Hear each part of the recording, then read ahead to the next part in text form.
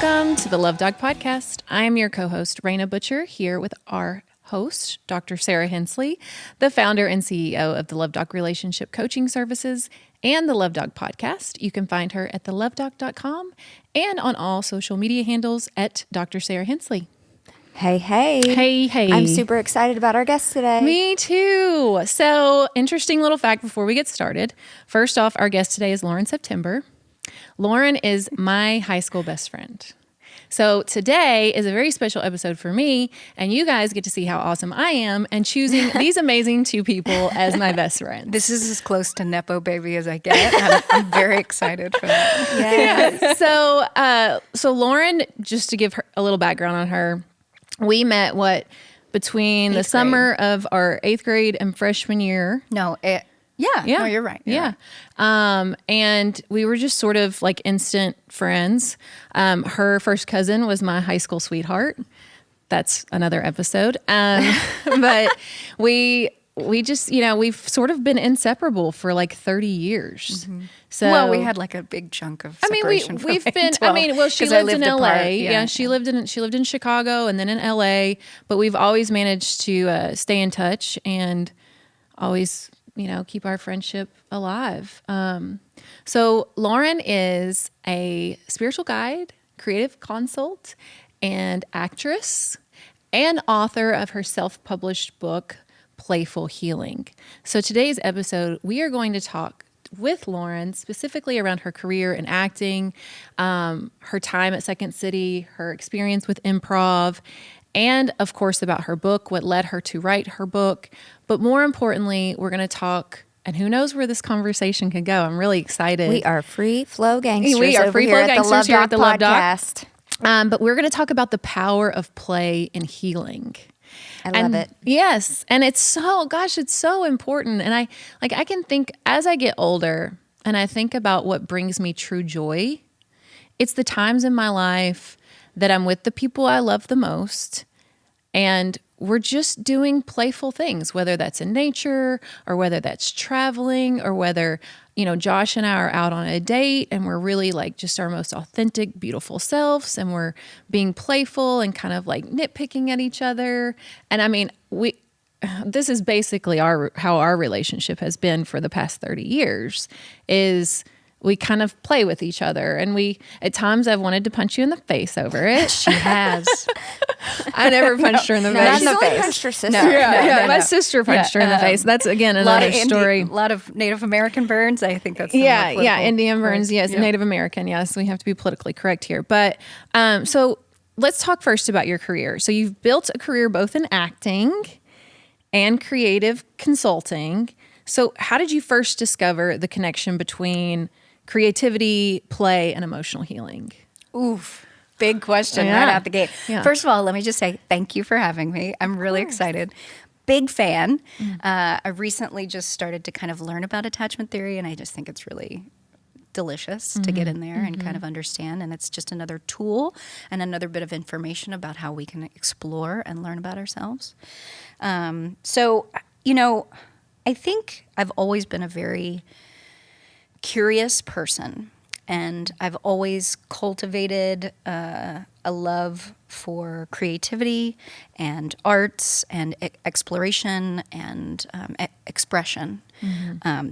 Those are kind of like the cornerstones of my life when I look back through it all. And I've always been very like a seeker. I've always kind of studied different religions. I've always kind of been led by things that I find fascinating, and I allow them to kind of take me where they go, and I explore them to the depths. And that kind of started with being raised Catholic and in a very Catholic environment and a very ornate church, and kind of sitting in there and being like, this is interesting. This is weird. So this is just okay, we do this. We stand up, we sit down, we kneel, we do this. And y'all have that in common. Yeah, I was raised Sarah was Catholic raised too. Catholic so all this ritual, all these things. And so I think And I was always kind of a person who questioned things at the beginning, which was very audacious in my family. Never questioned Catholicism, but it came from a place of genuine curiosity. And it was just like, so this is what we're doing. Right. You're not saying it's bad or good. You're just like, you're just questioning it. No, I think it's important to question it and to stay in a place of observation in life, and neutrality in the sense of like, not attaching to good or bad, just being like, okay, this is where we are. This is interesting. Why do we do this? What is that about? And kind of going deeper. So that kind of is the foundation. Now, I was raised by like a single mother in kind of rural Kentucky. So these were things that weren't necessarily the norm. And so I think right out of the gate, I was like, what's going on here? Yeah. And everybody was like, oh. Yeah.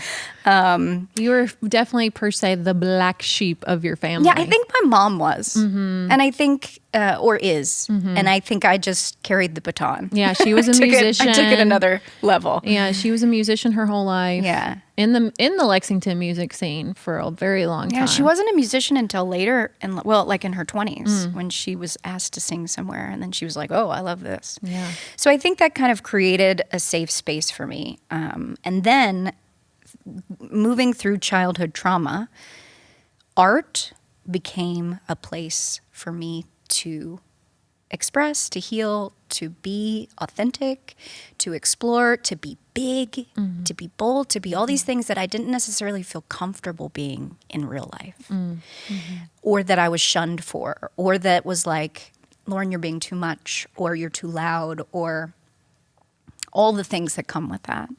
And so that was really a safe space for me to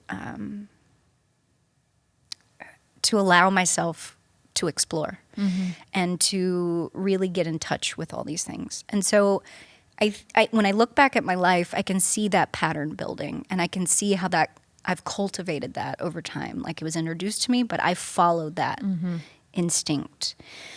And so I think as I've gotten older, as I've experienced life, as certain things have happened to me, or I should just say certain things I've experienced, because nothing kind of happens to you. You're creating it, and you're moving through that experience. I've always kept that thread, and I've always maintained creativity, and I've always kind of followed my instincts in that way.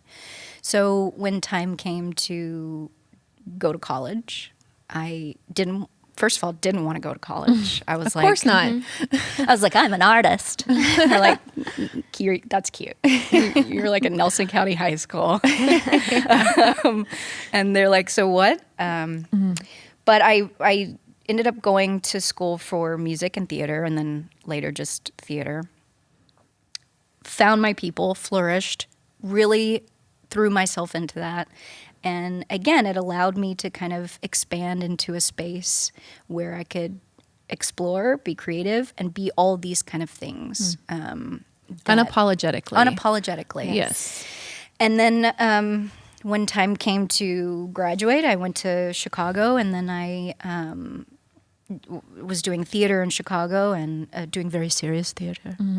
And somebody was like, you need to put improv on your resume because that looks good on a resume. And I was like, okay. And I did, and I absolutely fell in love. And I can remember the moment I was sitting in an improv class at Second City, and you had to take, so I went through the conservatory, and you had to take all these classes before you could even apply for the conservatory. It was very fancy back then. I was like, oh, you're in the conservatory in Chicago. And I remember taking all these prerequisite classes and being like, oh, this could save the world. Like, if everybody took this class. And I know that sounds really hyperbolic, but a lot of the founding principles of improvisation, the art form, is kind of Buddhist. It's about being present. It's about saying yes, opening yourself up in these situations, collaborating, bouncing. You're in a relationship with somebody on stage, and you go out on stage with nothing, and you're like, it's you and me. And something that we say as improvisers before we go on stage is, I've got your back. And I think this is like the most beautiful relationship ground of, you know, just fertile play to kind of develop that way of like, we're going to war tonight together. And there's the audience and it's just you and me and we got to do this. And I could see how that could serve you in your own personal relationships big time. 100%. Yeah. I mean, it's honestly, when I got into improv, I was like, it just felt right. I was like, this is everything. This is the most incredible. I mean, this is what we're doing in life. Yeah. Playing. We're just showing up. Nobody's telling us we got a kind of handful of rules. Yeah. And you're like, go. What do you want to create? And there's nothing that allows you, other than intimate relationships, a way to really go deep within yourself. Yeah. Because you get put on stage and you can't rely on anything you've previously relied on. The masks drop. You can get into improv classes and you can see people's stuff. I mean, see that. hardcore. Yeah. You see how they rely on humor. You know, you see how it becomes an identity. You can see them, just their insecurities, their anxieties. I had a teacher once tell me in improv class, I was pretty far along. I had already gone through conservatory. I was also doing IO at the same time, which in Chicago at the time, that was like a big thing. Like when you get bit by the improv bug, you eat, sleep, and breathe it. Yeah. And so I was doing 2 programs at the same time. And Second City is more of like short form improv, character based. You're improvising to write. So you're improvising and then you're tweaking and you're creating sketches and then you're presenting that as theater. IO was like jazz improv. It was like you're going up there and this is the art form. And I just remember being like, oh man, this is incredible. What an adrenaline rush. Oh my gosh. It's an adrenaline rush. So intense. I mean, there's just, honestly, I know it sounds hyperbolic, but I think everybody should take an improv class. Yeah. You know, I think everybody should study it at some point. I think it's so important. I mean, I've worked with children and like, they love it. It's the basis of everything and it allows your inner child to come out. It allows you to go maybe be vulnerable and deep in situations with people other than romantic relationships because you're looking at each other in the eye and you're like, let's just create something. And it's extremely vulnerable. Yeah, and you're watching people. Your every sense is heightened. So you're looking at somebody's body and you're reading it and you're going, okay, so I'm going up to do nothing and I start doing this, right? And so you look at it and then you're creating based off of another person. So it's just the ultimate volley. I am so trying to figure out right now, and of course this is me being left-brained, what parts of the nervous system are activated when this is happening. Yeah, I'm going to say because present moment is ventral vagal safety, right? Safety can only occur, like present moment connection only happens in safety. And you're talking about the present being very alive, but also you're talking about being hypervigilant, which is a fight or flight state, right? And like, then there's probably some state of maybe dissociation from your own personal reality. I don't know. Absolutely. Right? And so that's dorsal vagal. And we know that like fight or flight and dorsal vagal can be activated at the same time, but I've never heard of like really all three states can't really be. So you're sort of oscillating between these states very quickly, which that to me is freaking fascinating that the human brain can oscillate between all of these nervous system states to create this art. Wow. To me, that is like, I just have chills. Yeah. Like that's, I love it. because to me, like, I'm thinking about the nervous system and how it works and the science behind it. And just thinking about how the flexibility of you as a human, having to have that level of flexibility to do that so quickly and to be so adept at that. And then to enjoy the process. Well, I think it shows how malleable the brain is. So malleable. The brain is so malleable. And that's what I try to tell people all the time who are stuck in these horrible failing relationship cycles. It's like, no, this is fixable because your brain is malleable, because your brain is flexible. You're stuck in one pattern now and you don't know how to get out of it, but I do know how to get out of it. And I have the tools for you to help you get out of it. And that's why all of my coaching strategy is so focused on somatic processing and mindset and just really pulling in all of these things that we know shift and shape the brain, right? Mm-hmm. But the power of play, back to the whole point of this episode, is that in terms of healing, and I think the connection here is the scientific theory behind how the brain works and what scientists know about the brain, and what you just said and how fascinated you are with it really connects to what you said about everyone should be doing this, because this is how we teach our brain how to go in and out of these states in a way that is completely present, in the present moment. You're saying, hey, I can switch from this to this, and I can go here, and I can observe, and I can, I can do all these things, and I can watch, and then the brain is yoga for the brain. Yeah. That is what I think is coming to mind for me. It's like yoga for the brain. Like you learn the flexibility and you learn the transitions, and then you learn how to hold it at a certain point, I'm sure. And probably based on feedback, right? Of like your audience. Well, you're feeding off the energy of the audience. You're feeding off the group. And, there's different forms. So I'll speak to just like long form improv, which is basically like theater jazz. You get up, and we were doing a thing called a herald, which is a structure. So we gave it a structure, and you can create whatever structure you want, but it's like a 3-act structure. And in between the acts, you have kind of these very ephemeral brainstorming, mind melding, group mind kind of exercises. And that's what we would call it. You kind of sync up with your troupe. And so what you're doing is you're all going out there on stage, and you are creating spontaneously. You're feeling the audience, you're feeling each other, you're building a 3-act play, and you're calling things back. I mean, you're playing at the height of your intelligence. You're firing on all cylinders, and it's magic. It's one of the most incredible highs. And it also is where you can just like demolish yourself too, because you can get off stage and be like, that bombed. But then also the feeling of it bombing, we turned into play, and we turned into like gold, because if we bombed, then we would go harder into that, because everything was a game, and we made it a game. And so a big part of my book, so I went through pretty intense, what a lot of people would call spiritual awakening. But what I like to really call it is my whole life I've been remembering, and I'm here to remember. And so there have been kind of these guideposts where I've hit, and they've kind of elevated in my conscious expansion. And so and a lot of those have come from relationships or failed relationships or moments where I'm like, what the heck came out of me in that? What was that? And it kind of propelled me into another level of dimension of myself, of remembering the totality of myself.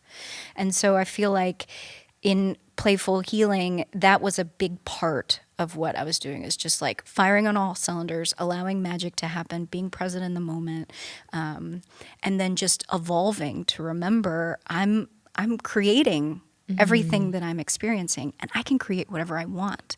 And I can bring play, and I can bring levity, and I can bring laughter, and that's medicine to our souls, to each other, to relationships.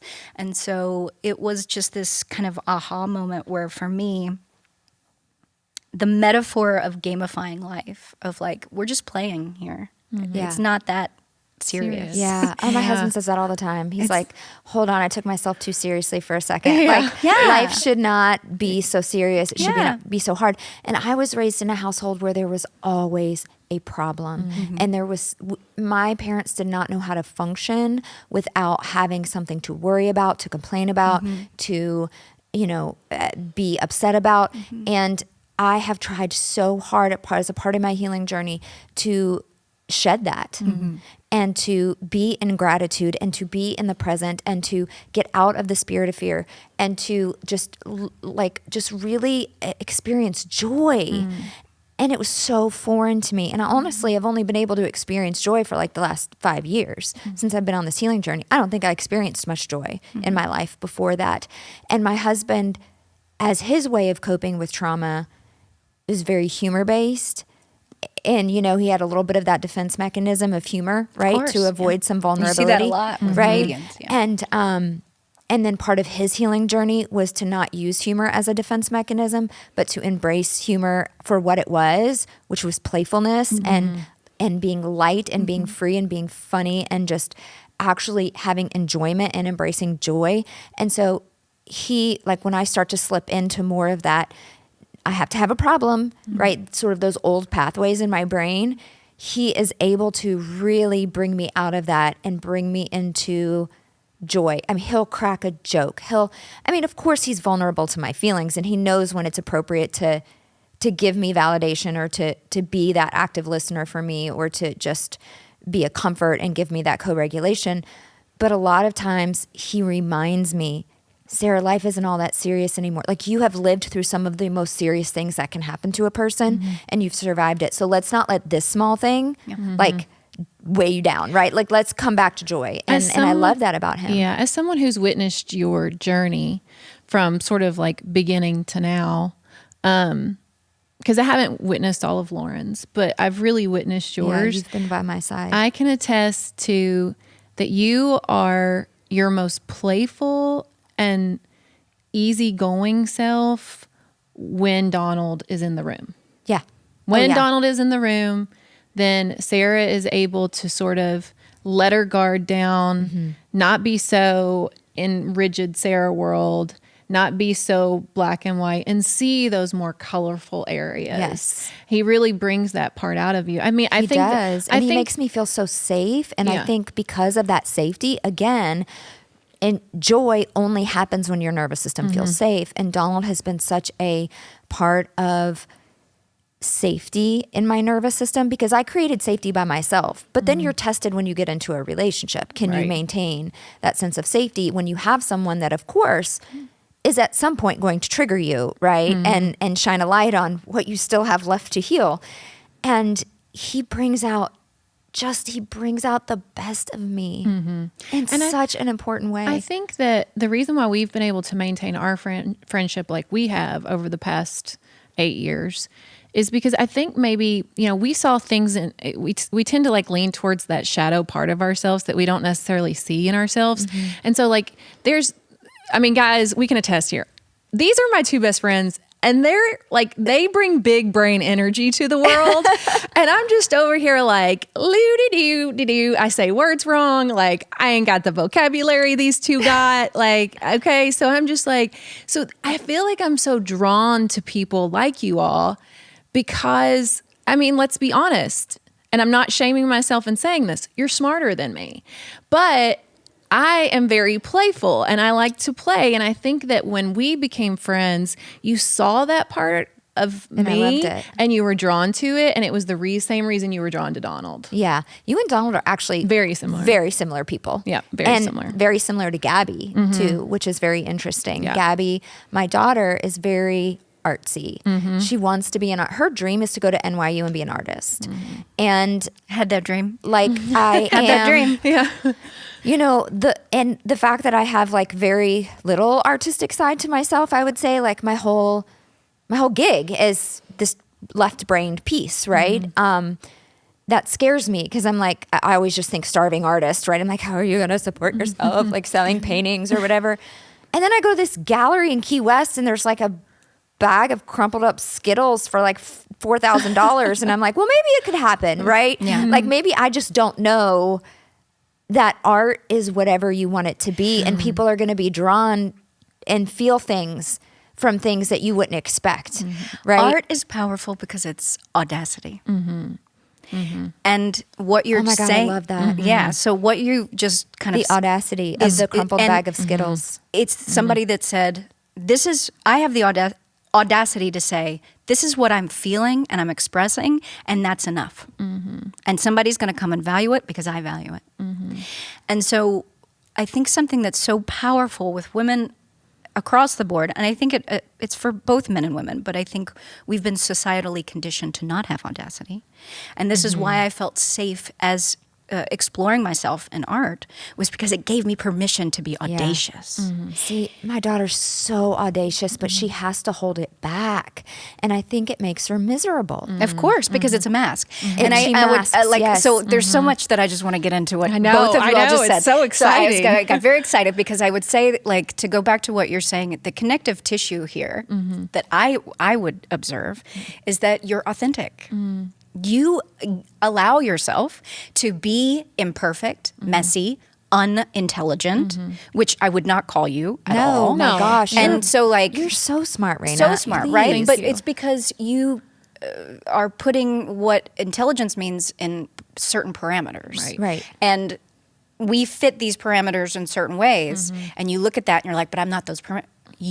We wouldn't be sitting here with you if you didn't This hold wouldn't exist the without codes you. of that in This your in your podcast architecture. would never have and your- happened. I know. Yeah, like because I would not have been bold enough and creative enough to bring it to life. Right. And I would not be organized enough because I am a CPTSD trauma survivor with the ADHD component of CPTSD that honestly, even all the healing in the world your nervous system is never completely the same. But there's great things about that too. There's beautiful things about that allows me to deeply connect with people who have also been deeply traumatized on a very visceral human level. And just my brain is going back to my daughter. I have to get you in the same room with my daughter. I have to. She has to see something else besides me because I think I piss her off so much because I go back to this, like, you have to support yourself. You have to be able to do this. You do this, because that's how I was. That was my perfectionism. That was my scarcity mindset from Trauma my response. childhood trauma Yeah. of Right. not having Of course. stability. And so, but then there's this part of her, like, she's super into K-pop. Okay. Super into K-pop. who isn't? Okay. You know? Well, me. I've been to a few concerts now. But she wants to have this, like, she wants to wear the K-pop streetwear. But everybody in her school is like decked out in the Lululemon basic, like, white girl energy, right? And so she feels this tug of war between, I want to be this badass streetwear, like, K-pop queen that's like dancing in my bedroom. Like, she's a phenomenal dancer. But yet she feels the pressure to fit into the mold of acceptance, right? And then she says, I want to go to NYU and be an artist. I want to live in this big city and be an artist.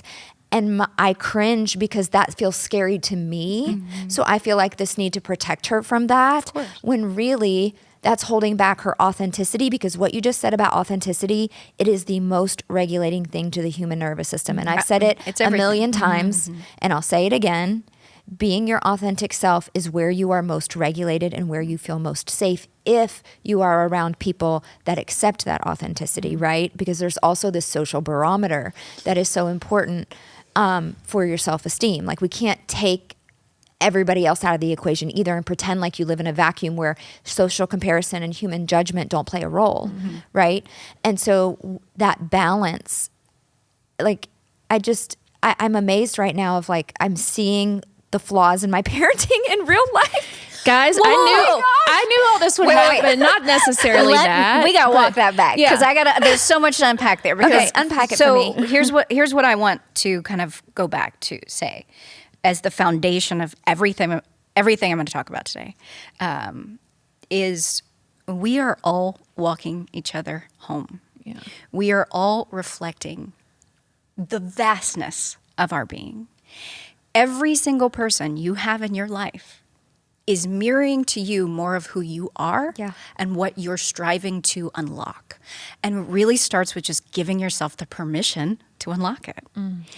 There's some part of us that doesn't feel safe if we give ourselves that permission because we've attached something to whatever we've defined as unsafe. So, for instance, you've grown up in a household where the language was worry, Fear, catastrophizing, everything, right? And I can so we all relate to that because that's the language of my mother, you know. So she doesn't know how to connect That's how she connects with people. My mom too. And so even my husband said, as soon as you get with your mom, you just start bitching about something. Because that's how you feel safe, right? And that's how her. you connect with your mother, because that's ultimately what you want, is that love and connection. Yeah. And so you're going to adapt to her needs, because that's what our inner child is doing. Yeah, and I know that it's rubbed off on my child and but because of all of my unhealed years. Sure, but again, you're filtering that through a lens of negativity, because we live in a dualistic world. Yes, we do. Which we live in a far more colorful world than just black and white. Dualism is the lowest form of cognition. When you see that one is present, it automatically means the other is present.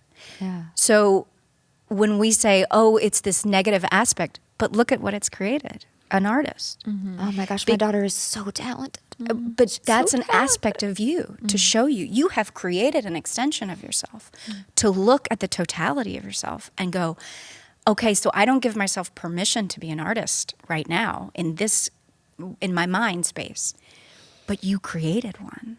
And we're creating art right now. And to show yourself how capable you are of that. That is there. She is there as a gift for that. And she got there because of the restrictions that were placed on her, that were created by you.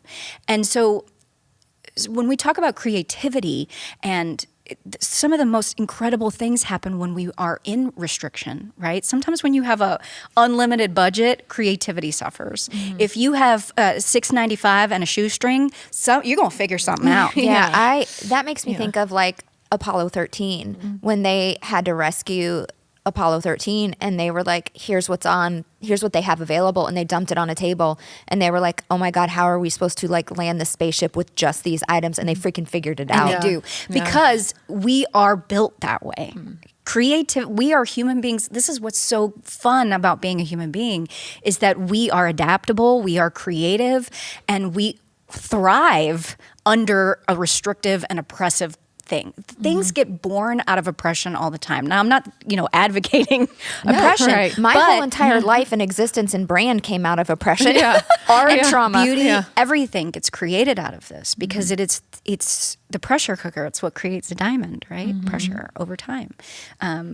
We get sand on a beach because water continuously flows in a pattern. And these things birth and create, and this is from our sacral. This is magic. This is the essence of what we're doing in reality, is creating. And art and improv and theater to me was an extension of that. And now that I'm older, I look back on it, and it was my soul was pulling me towards ultimately realizing this about us and unlocking the magic and giving myself the permission to do that in a place that felt safe.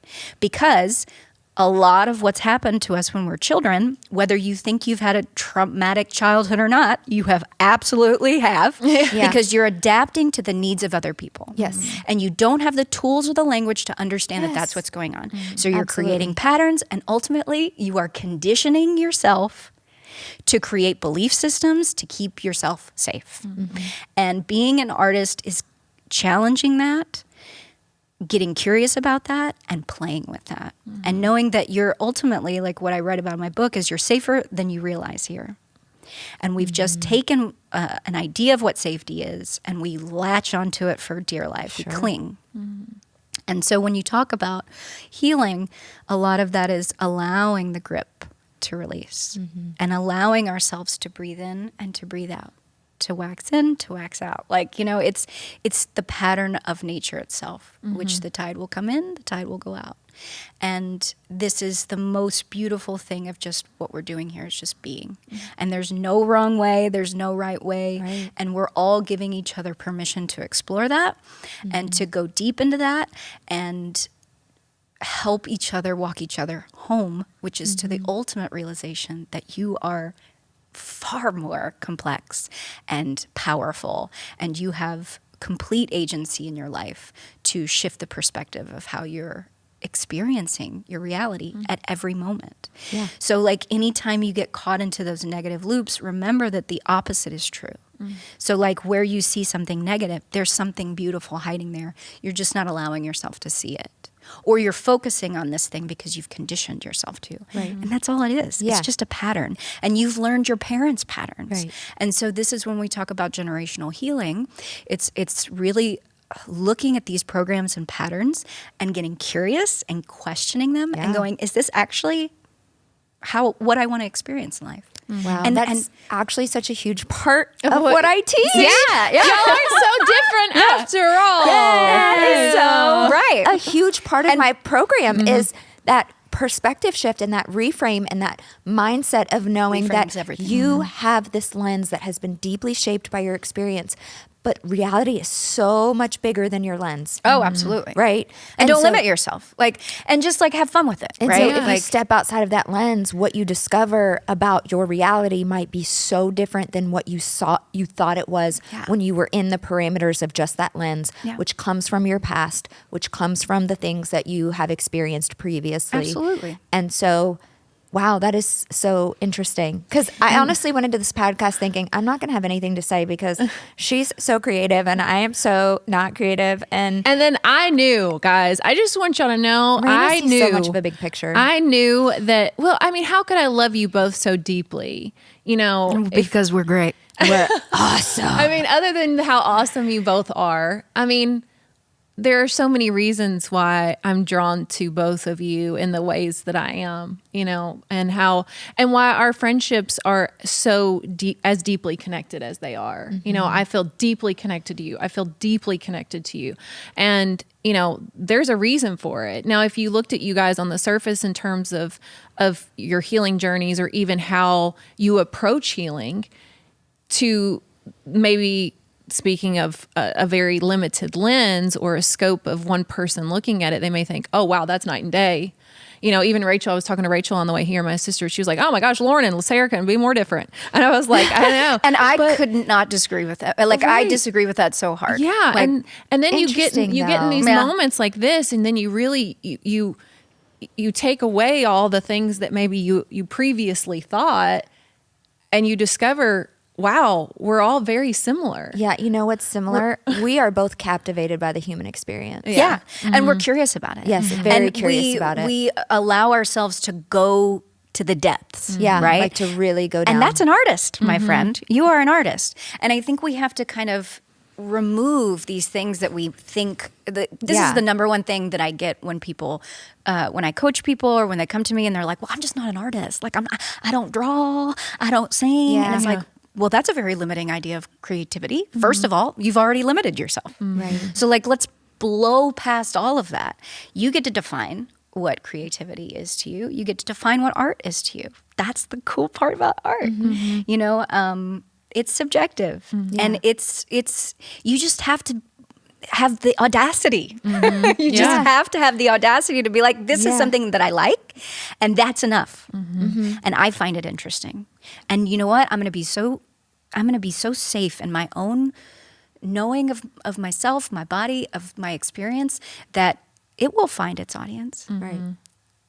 Someone out there, it will speak to them, even if it's just one person. Maybe that guy that made the Skittles bag, because it was like a giant Skittles bag, like a party size bag, and it was like crumpled up, and then it was like, I don't know what they sprayed on it to make it like hard, but it was like, it had hair, like you sprayed hairspray on it or something.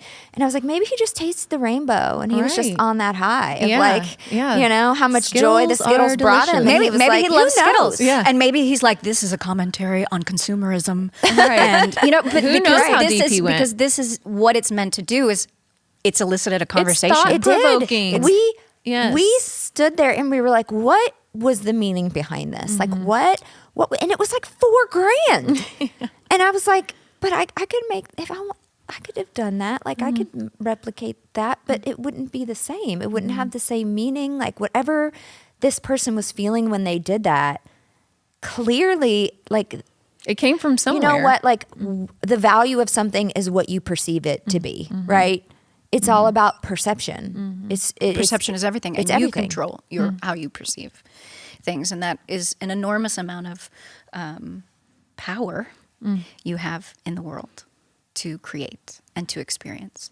And so even if it's just playful, even if you he or she, the artist, created that to just fuck with us. Right. Can I save that? Yeah, Can I say that? absolutely. Yeah, we okay, say so that. like We put the E on the podcast. Maybe that's just like the fun of it, because the deeper I go into my journey and the deeper I go into myself and the deeper I explore, the more humor that I find and in the cosmic joke of like, maybe they're just, they're just messing with me. It's not that serious. It's not that serious. Yeah. And yet it is. And that's the paradox of what we get to understand and balance. And that's really cool and really exciting. And so when we talk about reframing things, or when we're in a state of fear or whatever, I try to always teach people to look at something and go, how exciting.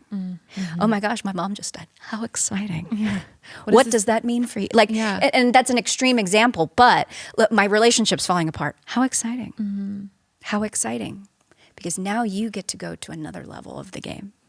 Now you get to explore a different level of yourself, explore a different level. This is an opportunity. See, I see that in couples because I'm on the other side of the journey, right? I'm on the other side of experiencing extreme tragedy and trauma and rebuilding myself and finding the love of my life and knowing that even if I knew it was going to play out exactly the same, I would go in ahead and I would do it and I would feel it and I would live it. Because this is the fertile ground. Because it created this. Exactly. And every single day of my life, I say, thank you, God, for all of these blessings. I don't know why you have blessed me in this capacity. I literally have the perfect life. Right. I have the body I want. I have the husband I want. I have the kids that I want. I have the house that I want. I have the money I want. I have the faith that I've always wanted. I have it all. Right. And so I'm looking at God and I'm like, why?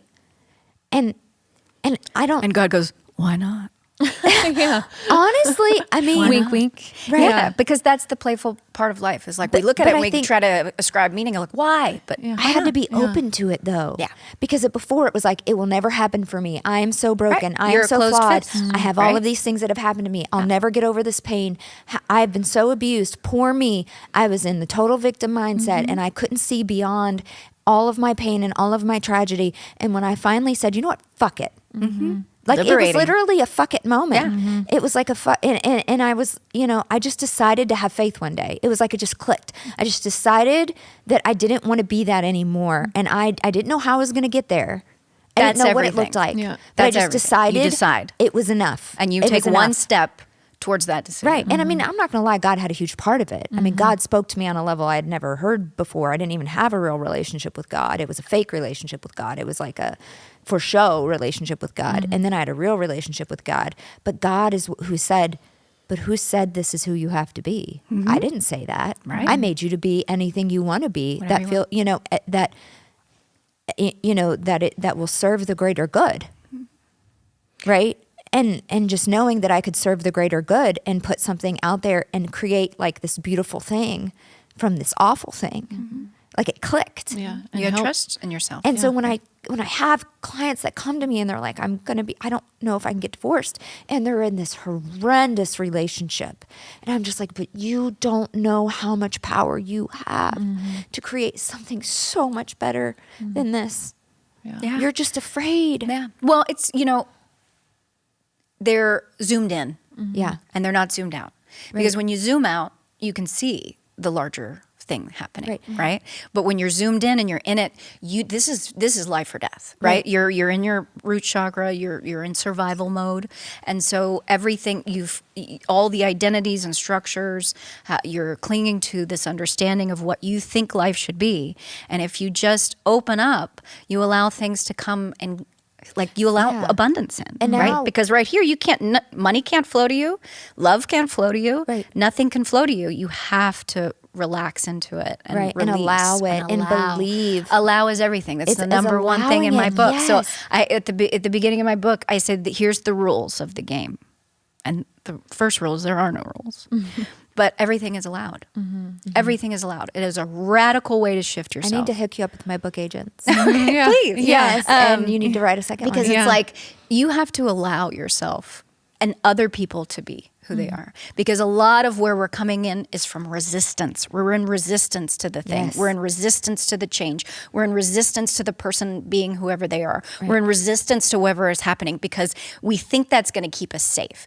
And that's what's happened in a childhood is we build a little bubble or walls around us because that does keep us safe. But you outgrow those as you age. You can shed it. You shed it, right? And you need to like let those walls down. But it really is, when you think about it from an energetic woo-woo standpoint, which is also it's quantum physics. They've proven this. And this is, and it's no only longer going to woo-woo. be more proven as we continue with quantum computing. And I will feel very vindicated for all of my life. Me When too, people are like, girl. sheer The law of woo, and I'm like, attraction is real. And like, honestly, I'm just God's like, law. give it time. I will be vindicated. It doesn't matter, because I'm not identified with the idea that I have to be perceived a certain way, or I don't cling to it, or I don't. That's deep work that I've done with myself, which is just like, I'm going to allow you to think whatever you want. People are going to create a reality or an identity around you anyway. Like your sister being like, they're so different. That's because your sister sees me a certain way, and I will never. And Sarah. And whatever I do in life, she will only, because that's what she's decided. And she's kind of locked me in at a time frame in my life where I couldn't be more different. Right.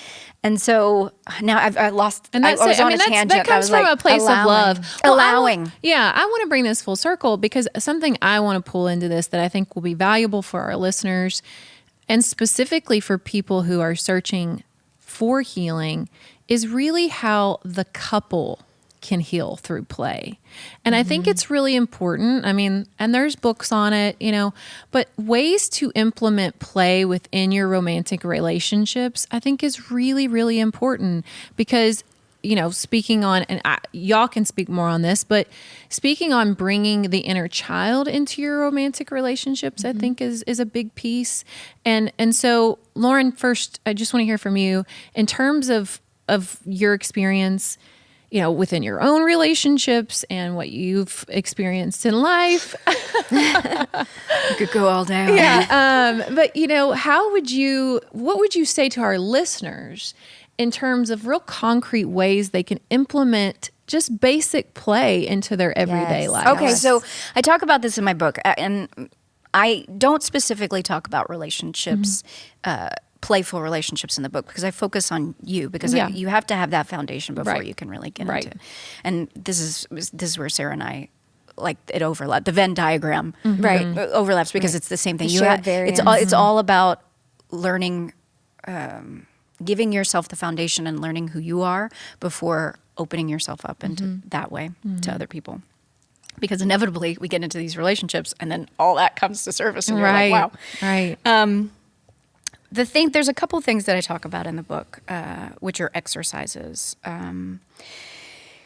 It is vitally important for you to be spending time with your inner child, to be sitting and visualizing, having conversations, having dialogue, because inevitably something somatic's going to happen. You're going to get triggered. And the first thing I do is I say thank you to whatever happened that's triggered me deeply. And I mean that. Even if I don't in that moment, I know I'll get there. So I say thank you. I give myself the space to process whatever's going on. And instead of intellectualizing it, I sit in my body and I go, where is this in my body? What's the story that's coming up? And sometimes I have a full-on conversation with the little girl inside me. I allow myself to whatever age comes up, and then I get curious about that, and I go, okay, interesting. So 8-year-old me is coming up right now. Okay, let's talk to her. What's going on with her? What's the story that's coming up with her? Where is this in my body? What does she think about this? Because she's created some sort of story here, or you've absorbed it from your surroundings, and now you think that story is what's happening, and it's the truth. Yeah, and it's like there's actually an expanded truth going on right now, and you are bringing an old pattern of behavior into this now moment. And the gift is that this has been activated in your body for you to explore that playfully. I allow that to I go into that. I feel whatever I feel. I allow all those emotions to come up. I allow myself to be weird and silly if I need to move or be or whatever. And cry, sometimes, laugh. like the first time I ever connected with my inner child, I sat down on a bench with her, and she was 4 years years old. And I said, what do you want to say to me? And I swear to God, this is what I saw in my mind. I saw a little 4-year-old chubby Lauran in this dress that I had that was almost very similar to this. And she stood up on the bench and she put her fist down like this and she goes, "Arr!" And I didn't know what to do with that. Yeah. But I was so taken aback because she wanted to be liberated. She wanted to be free. She wanted to be wild. And that's what I took in that moment. She wanted to howl. She wanted to just be maybe an animal. I don't know. It was her communicating to me without words. I think she wanted to be. I think she wanted to be loud. She wanted to be. She wanted to be free. I can remember. So the very first inner child experience I had, which I was doing an actual practice through this course I was taking, and it was, I met myself, and it can be any version of your inner child, of course, in this field, this beautiful field of flowers, and so you're meeting, younger self in current form. And giving that younger self whatever was lacking at that time. And I remember I had never experienced, there were totally new sensations that I had never experienced before. I'm talking like violent cries because it was me meeting 3-year-old Raina, who was just so precious and beautiful. And in this vision, she's running into my arms. Oh, it still makes me emotional. And and again, it's such a beautiful experience because it teaches you what you yearned for, at that time. But the beauty of it is that that you can give it to yourself now. And that's everything. Yeah. And that's the relationship to cultivate, in my opinion, before anything else. Yeah. See, this is interesting because I felt like inner child work didn't help me very much. Oh, really? I tried it Interesting. and it was not something that I could really connect to because I don't have a lot of memories from my childhood. And people who have had certain types of childhoods or certain things happen to them, a lot of times their hippocampus does degrade. And especially if they've had trauma later in life, it wipes out memories. And so I would try to connect with my inner child, but I don't remember a lot about her. But see, my vision was completely made up. Well, yeah. My vision didn't really happen in real life. It didn't feel authentic to me. It didn't feel great to me, but it does help a lot of people. So I'm open to who it does help. But for people who come to me and they're like, well, I don't remember my childhood. So it doesn't feel like I can connect because I don't remember. But do you think that's but to me, that's telling you something, right? That's telling you to push past it in some way. Well, I'm going to stop you there because I don't know if it's to push past it. Yeah, help. But I would reframe it by saying, how exciting. Yeah. Yeah. How exciting. Right. You get a blank paper to write. What I've told people to do to sort of get around this and the somatic work that I do is to just sit with your body and let your body tell you what it is you need. If you can't think about what little 8-year-old needed, right? What is it? What is the feeling telling you about what 100%. You need right now? And where is it in your body? And where is it in your body? Yes. And that don't make yourself feel bad if you can't. If you can't and so I've had a lot of people be like, inner child work changed my life. And then I've had people being like, it didn't do anything for me. And as one of those people who were really tried it and didn't find a lot of relief from it, I think it was because I had so much trauma in my marriage that was so severe, physical abuse, sexual abuse, just the gamut, that my hippocampus has shrunk. So I look at pictures of myself in my childhood and I'm trying to remember things and I just can't grab a hold of a lot.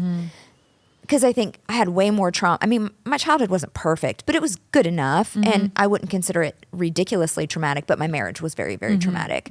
And so I know that maybe I couldn't break past a certain point. Maybe I couldn't push past a certain point to be able to get the full benefit of it. So I don't discount it for people and say oh, no, that doesn't work. Don't do that. I'm just I know what you mean when you come to me and you say you don't remember a lot and that it doesn't feel like you can connect.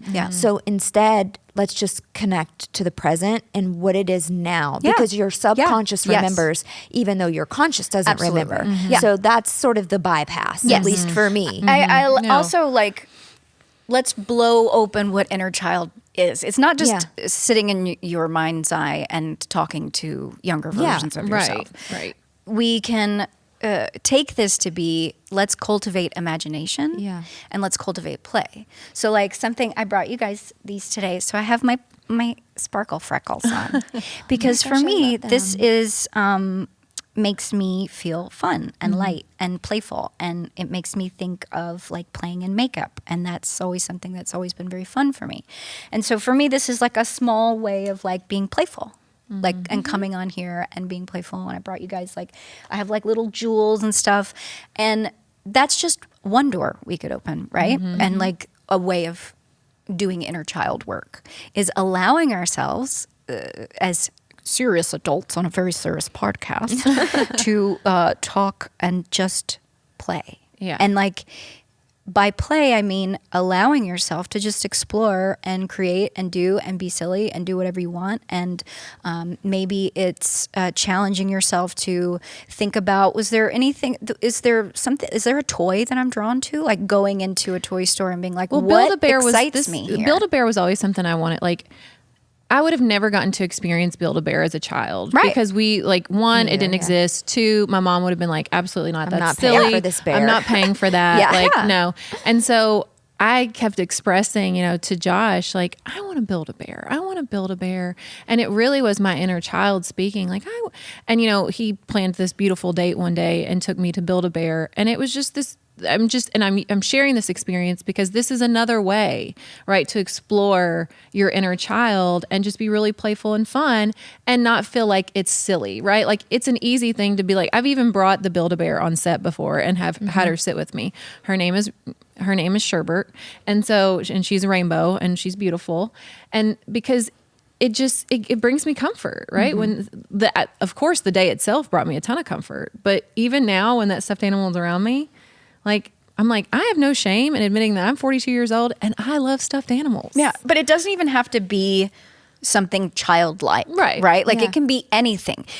You want to pay attention to what makes you excited, where your energy expands, that you get a lot of energy that like builds you up, because anything that's like creating energy in your body is absolutely where the direction you should be going into, because there's something there, and that can unlock and allow yourself to kind of move and go and get curious and follow wherever it takes you. And it's little things like that are me connecting with parts of myself that are like, I like bringing this into my life, and this is tactile and this is interesting. And so like an exercise I have in my book is like, what were games you played as a child? Well, maybe I don't remember the games I played as a child. Okay. Well, what do you like now? What kind of movies do you like? Like, you are the Nancy Drew of your life. Like, you're getting in there and you're figuring out these things. And that is so fun. It's like when you start dating a person, you're like, ooh, what do you like? What are you into? Do that with yourself. And this is going to unlock things, and you're going to start to remember, or you're going to start to create something even better that maybe you didn't have as a child. I really, really, really, really, really want to create a trauma-informed beauty line. Love that. Because, and this is like, but it feels so scary because I'm so not creative, right? Like, so I'm just like, I feel almost frozen with it. Well, but you got to stop saying that. I know. Because it's a decision. You said something earlier that I could not agree with more. I know. It is a choice. It is a decision. And I know that. Yeah. It's like, I know that, but then, those old pathways light up that are like, no, you can't, you don't have time. What if you lose money? That's too risky, right? And I'm just like, okay, spirit of fear, like walk yourself out the door. Because there are so many crazy things that happen to your body when you have been traumatized that all the healing in the world, emotional healing in the world, don't necessarily fix. Like, you need a little bit of support, right? Your body needs certain things to thrive again. Yeah. And you have to know what to be able to give it for it to thrive again. Like and this is a silly example maybe, but I think for me it feels big, is like, when you have had emotional trauma, your skin barrier breaks down. And so you get things like perioral dermatitis, which is something I've battled off and on. So has Raina. Your skin just does weird and wonky things, and your skin needs to be nourished and healed and loved for what it's been through. Like it went through war, and like the way it's reacting is a result. And it's our largest organ. It's our largest organ. And so I want to create something that is, in everything I try, I'm like, well, shoot, that has niacinamide in it or whatever. And that's not what my skin needs right now. My skin needs something clean, something organic. Like it needs nature. It needs these really, but then you have to be careful with something like vitamin C. Yes, that is an acid, right? Yeah, that even is of nature. Like, right. So you still have to be a little leery. Honestly, I don't personally know of any beauty line that is trauma informed. Basically knows what happens to you at a cellular level with your skin, with your scalp, with, your nails, with all of these things, and how to recover from that. And I keep picking and choosing little bits of things. It's like I have to have a dab of this, because if I use too much, then my skin will go crazy. Because I've talked about, like, the last year of my life was honestly one of the most traumatic years, because of somebody who decided to try to break up my marriage and try to ruin my life, and she didn't succeed. But it took such a psychological toll on me. Even with all of these resources I had to cope, my skin was still like, nope, you're right back in that abusive marriage. Like my body was like, because trauma lives in the body, right? You're so in it was like, mode. yep, you're right back here about to get your ass kicked by this 260-pound man. Like that's what it felt like. And so my skin is in trauma rebound, which is really, really common, which is an overactivation of the immune system, once you feel safe again. And so I'm like trying to find something for my skin, and nothing freaking works, because I'm like, I know what actually my skin needs. I've done enough research to know the ingredients that it needs, and I'm going to be like in my homemade lab, right, with like my stuff. See, and this is your opportunity, I think, to be creative. Yes. I don't have and to be playful. Myself. Like that's really playful. Like, I make my own beauty products for myself, and like I love it. It's very, I'm in my kitchen and I feel like it's like little potions, and I'm creating, and it's very freeing for me. Maybe we should collab. And like, yeah. I mean, look, I'll say the best thing that you could ever do for yourself in all and every situation, from internal to external, from your skin to everything, is Qigong. Qigong will change your life. It will change your energy. You will glow from the inside out. It will heal a lot of things, because it's your life force energy. And when you focus on that, you are starting to create internal shifts and quantum shifts from the inside out. And I think it's, look, and it focuses a lot on like body movement. Well, it's cultivation of life force energy, Qi, and you even have to break that down. So, like what that actually looks like in like tangible form. Like it's a lot of, I've watched people do it. It's a lot of like body movement. Right, but we're looking at it from the outside of, you're like looking at it as movement. It's internal shifts. It's, you're focusing on the internal, and you're shifting and expressing things that through body movement. Right. Through poses that unlock certain energy lines in the body that allow flow. Because when we're coming back to trauma, this is a restriction of flow. You have, I'm traumatized, right? Like your body goes into your this fascia, mode. remember. Your fascia. So it's allowing things to move, to flow. And again, it goes back to allowing, it goes back into flow. It's opening up these pathways because your body is trying to protect you. Of course it is. And so it's just allowing the body to relax and to move into that.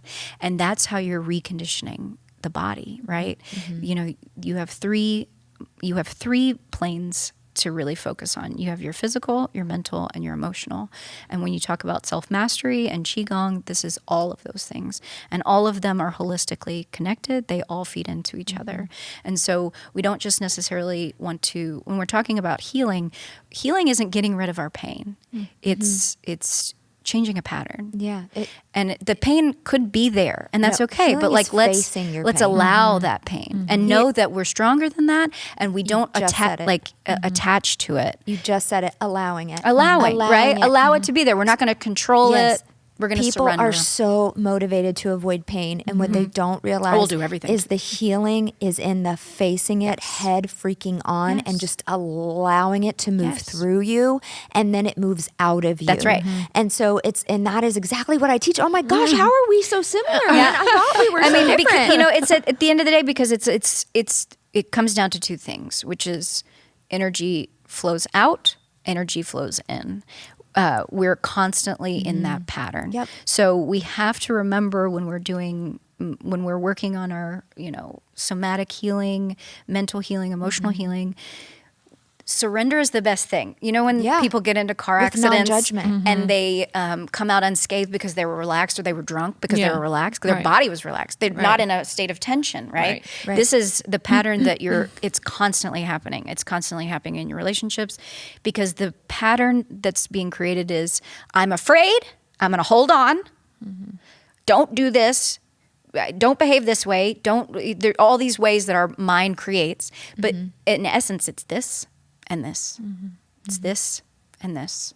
And that's our heart, isn't it? Can I pay you to have like coffee sessions with my daughter? Because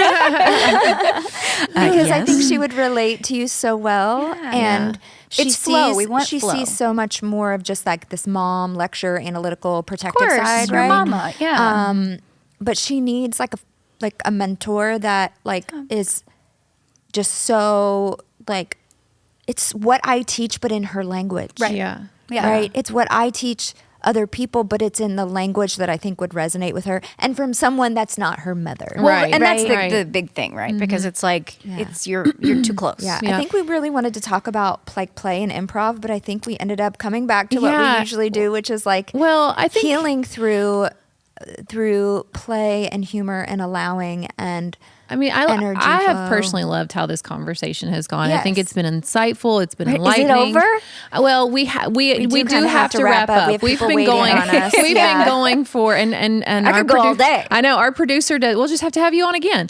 Our producer does have to leave shortly. He has a life too.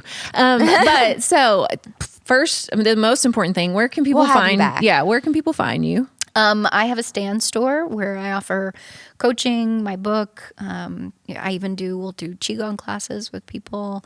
And that is Artist Faye. It's my wellness brand. We can put it in the show notes. And so you can go visit my stand store and you can Your book talk is to me. there. And I have like this new thing that I've put on my Artist Faye, which is ask me a question. Yeah. And like I'll send you a video and we'll just talk about like one thing if you want to just do that. Yeah. It can be anything. Yeah. I love that. Yeah. You were a fantastic guest. Yes, as I knew you would be. Amazing. And so please go check her out at Artist Faye, which is like your that's like your it's like my nom de plume. So it's what I go up by.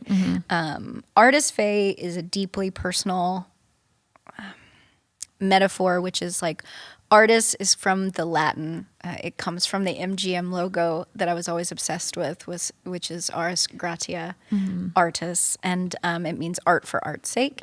And Fae is to nature and play and all of these things. Like Fae comes from the Fae folk or fairy folk, and it really is about my connection with the earth and nature and bringing that all together, and that kind of encompasses my whole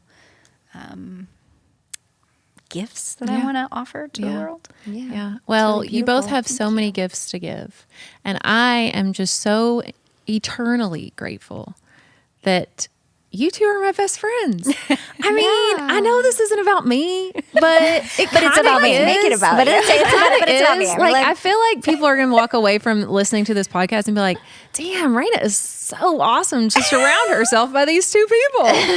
But so, I mean, I think it tells you all a little bit about me too. And hopefully you learned, I think this was beautiful because I think people really saw a beautiful, vulnerable side of you today. I agree. And I love that. And I love that for our listeners. And because Thank you for I'm a really complex person. you can be, but at the same time, I think you're misunderstood by a lot. And so But who's a lot? Who misunderstands people me? who don't matter, people who don't matter, honestly, people who don't matter. But I think a lot of times your following and your what you offer is really, really valuable, but it's also restricted. And so this really opened some of those new windows really in where the direction we want to go with really creating you as a brand as a whole and really letting your followers into this softer, more vulnerable, more real life, just Sarah, right? That we all know and love. And I just made a video again, trying not to feel defeated, right? Because I made a TikTok about this yesterday. I was on Bethany Frankel's podcast, Just Be. You want to talk about an authentic human. She gives zero fucks. Yeah, I can see it. And it's so cool that she gives zero fucks. Mm-hmm. It is draws magnetic. you in. It's so magnetic. Like her personality is so magnetic because she's just like, I am who I am. I want what I want, and I don't really give a shit what you think about it. And so here I am going to just be the fullest extent of myself, and nobody's going to tell me how to do my life. And there's something so amazingly cool about that. And I feel like on TikTok, which is my biggest platform, is where I started everything. The algorithm has boxed you in so much, like the changes to the algorithm has put such a box on you that maybe I need to learn Instagram a little bit more, and that's my goal is to get more friendly with Instagram because basically Raina runs my Instagram because I was 1 year away of the generation that like knows Instagram, right? Like I grew up on the Book of Faces, and then hopped onto TikTok, which I think a lot of people and you got in on that window where TikTok just kind of expanded and blew up, and you had a niche, and now it's like you're kind of boxed into that niche, and you're so much more. I'm so much more. Again, I am a human being too. At the end of the day, and I'm more than relationship advice. Absolutely, I am life advice. I am messy. I am complex. I make mistakes. I am a parent. You're still healing. I'm as still we all healing. are. I'm a lifelong learner, which is something I pride myself in. Is like I always want to be a lifelong learner. I want to open myself up to so much more. I don't want to be just like, here's what I know and here's the right way. Like today, like I know you come from more of a just more holistic spiritual perspective, and I am like major team Jesus, right? But that doesn't have to clash. No, right? It can join forces and be this beautiful, absolutely. like because like I'm not restricted. Right. I'm not restricted to block myself off from anybody who is maybe like talks about chakras or whatever. I'm not I'm not being like, no, I can't be a part of that. Like, no, I'm like, teach me more. Teach me something I don't know. Because at the end of the day, I believe that the laws of the universe are also God's laws, so it doesn't conflict for me. Right. No, right. It doesn't conflict for me at all. And I don't want to be boxed in. Right. And people do. I mean, even some of our reviews are like, oh, can you girls stop talking about Jesus? First of all, no. I think Second of all, we'll show other things as well. Right. This shows that we are open to expansion on all levels. And because that's ultimately what we want for our listeners. Like that is the mission. The mission is to keep growing. Right. Keep growing, reach higher levels. Allowing. Right. Reaching higher levels of consciousness. Like that is our whole mission. And that's what we want for each and every one of you. And I think that collectively here, you can get everything you want between these three. You can have a good time. Yeah. You can learn. We need to bring things. a dude in, though. Yeah, we need a guy who knows. We'll see. We'll see. But anyway, so please go check out Lauran September at Artist Faye. Check out her book, Playful Healing. I'm going to read it. Yeah. And then, of course, go check out Dr. Hensley at thelovedoc.com. For all of our listeners, we offer a special promo code for 27% off all of her courses and her hybrid group with code LoveDoc27. So go check that out, and please keep tuning in. We love you guys. We're so grateful for you all. So thank you for listening. Oh, we do. This is our favorite thing to do. It's so like I feel alive right now. I feel so good. Like Raina's about to break out in a show tune. Yeah. But I felt kind of like down in the dumps, like walking in here, like I don't want to do this, and now I feel liberated and good. And that's what we want for each and every single one of you. So please keep tuning in, leaving us reviews, giving us feedback. And until next time, peace, love, and perspective.